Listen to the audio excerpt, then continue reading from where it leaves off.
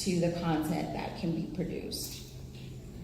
I wouldn't disagree with that. I think the smartphone is also a hindrance as well.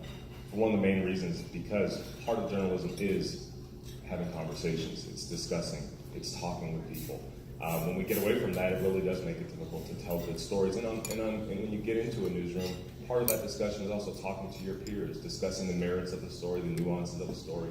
That speed that everyone demands with publishing can make it more difficult to have those conversations. So I do think, I'm not against it, but I do think at times it can be a hindrance. So we're connected, but we're also disconnected.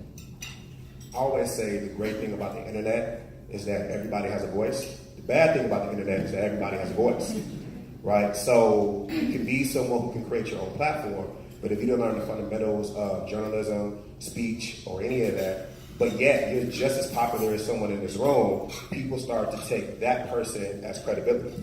But at the same time, what if that person is right there when it happened?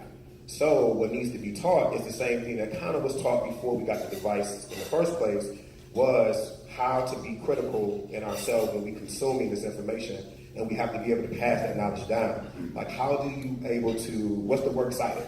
So even when you're doing a blog post, there's nothing wrong with actually doing a hyperlink as a works cited along with your writing. If you don't, you're kind of just being lazy in that sense. I think that Twitter is, anything that is too much of anything is never good, whether that be Twitter or sugar. You can have it in Twitter or sugar, right? That being said, I think that if storytelling, your desire to speak truth to power, your desire to tell someone's truth,